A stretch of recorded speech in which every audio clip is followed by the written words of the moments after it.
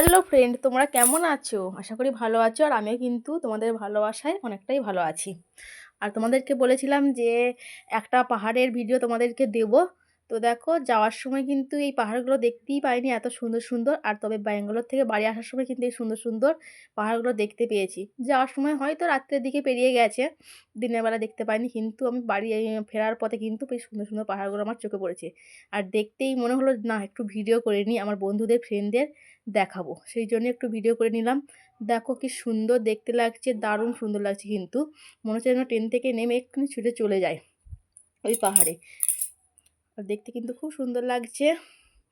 আর তোমরাও কিন্তু কমেন্ট করে জানিও কেমন লাগছে। আর ওইদিকে দেখো দূরে আকাশটার নিচে পাহাড়টা দেখতে কিন্তু দারুণ লাগছে, দারুণ অসাধারণ এক কথায়।